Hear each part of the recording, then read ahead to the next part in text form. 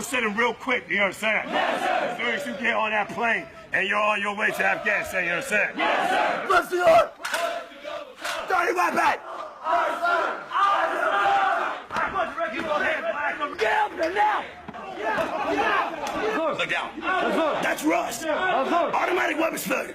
Get to the ride, Russ. Get to the ride and Russ. I can see you talking port arms too. Get on your face. It's all oriented towards, we orient it towards combat. You know, because hey, if you've been told to do something, you're told to move or do something, and you don't do it, people can lose lives.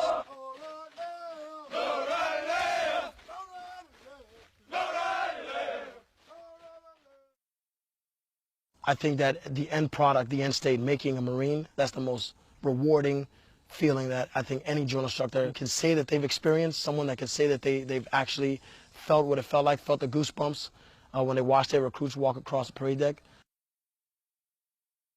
I'm doing something to better these recruits. I'm doing something to change their lives in a positive way. Hey, face that way. Aye, sir. Now get in a single file line. Aye, sir. Face that way! Aye, sir. Get in a single file line. Aye, sir. Take your covers off. Aye, sir. They want? Aye, sir. Back up.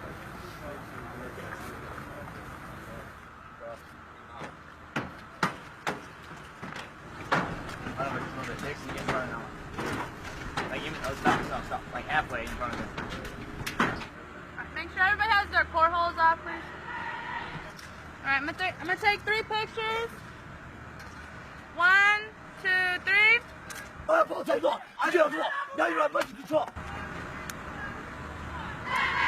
1, 2, 3. Sounds away. 1, 2, 3.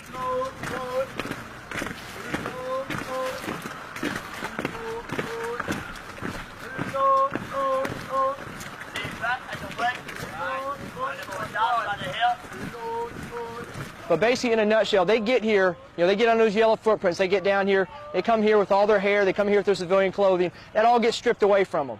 We break them down to that basic, take away the individualism, take away the I's, they can no longer say I, and we break them down, we start building that team concept.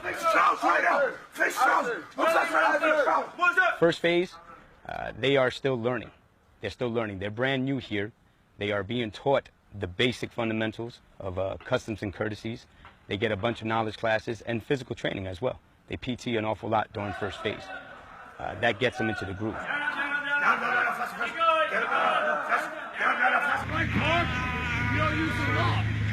Get over the bar. Get over the bar. Run in place. All the way down. Your arms at the line, just like that. I have, I think it's 3 or 4 that are still 17 years old.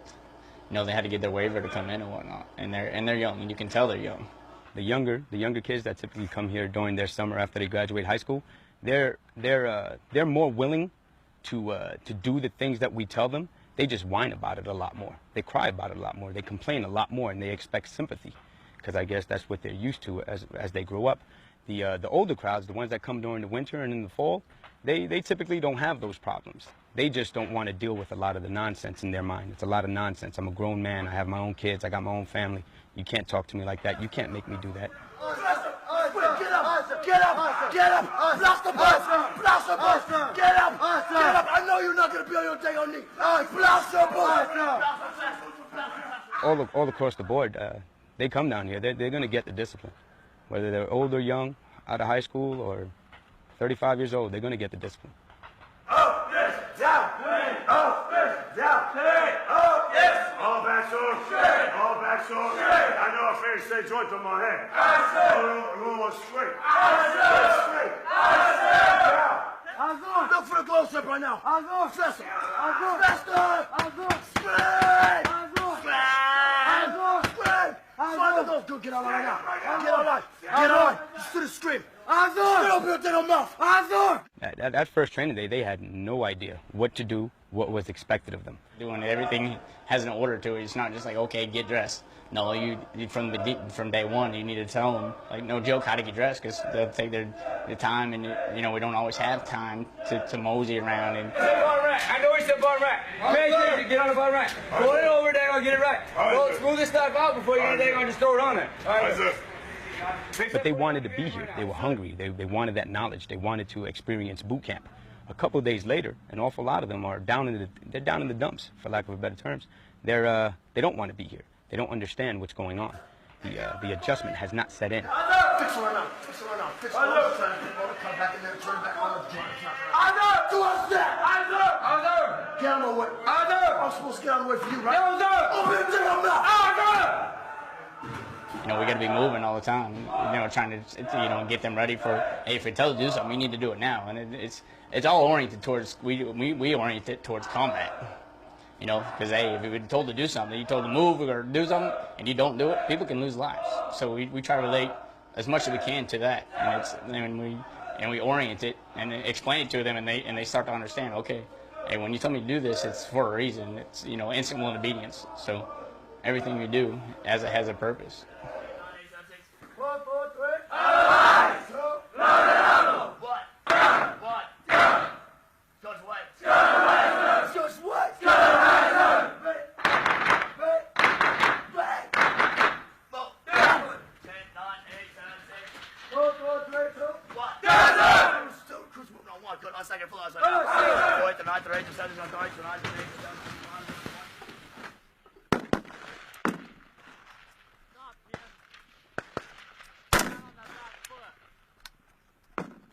Going into the second phase, we start orienting the training into rifle marksmanship with a week worth of classes during the grass week and a week worth of the actual firing. We're the first Marines the recruits see outside of their drill instructors, and we teach them everything about their M16A2 service rifles for the first week, all the fundamentals, and we train them to become basic riflemen in the United States Marine Corps. Put those shots right on. You might have to go back to A3-2, but you'll be fine. Should I come back at 3-2 first and then drop up? No, stay at A3-1 for tomorrow, and then when you start doing it, if you see that your shots are high, go back to A3-2. No, we tell them at the beginning, the first thing we try to do is let them know that we're not their drill instructors, that we're not going to kill them. And we try to let them get relaxed with us and kind of get down on their level a little bit, because they've been shaken up a little bit with their first phase. So we let them know right off the bat to be relaxed, and that's the best thing. That's going to put that shot in the black every time if they're relaxed. Sling that weapon and walk up. Recruits come down here and get tense up. They're scared to fire the rifle. Most of them, about 98% of them, never fired a weapon before. So we try to get them to relax when they come down and see their PMIs for the first time. It's going to get worse. Here's the target right here. You want the target in the center of the wobble.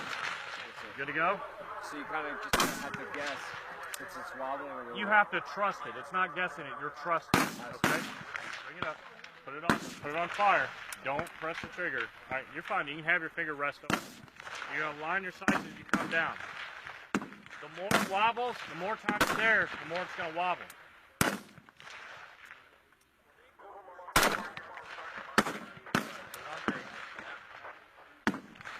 Put it on tape. All right, sit down.